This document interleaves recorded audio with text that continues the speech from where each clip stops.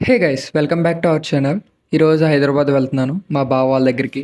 ఇంకా ఫాస్ట్గా లేచి రెడీ అయ్యాను. బయటికి వచ్చి చూస్తే 10 minutes తర్వాత బస్సు వచ్చింది. సామలకోటకి టికెట్ తీసుకున్నా.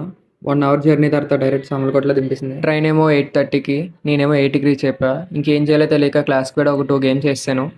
ఈలోపు ట్రైన్ కూడా వస్తుంది. టికెట్ బుక్ చేసుకున్నప్పుడు ఏ సీటో చూపెట్టలేదు కానీ విండో సీట్ మాత్రం వస్తుంది.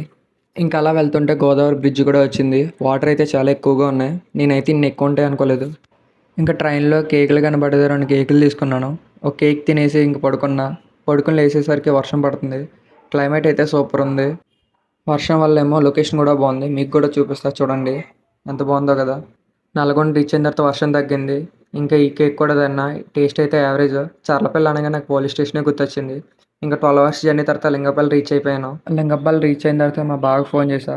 ర్యాపిడో బుక్ చేశాడు. 5 minutes తర్వాత ర్యాపిడో కూడా వచ్చింది. ఈ వీడియో ఇంతవరకు చూసారంటే మీకు నచ్చే ఉంటుంది. Thanks for watching.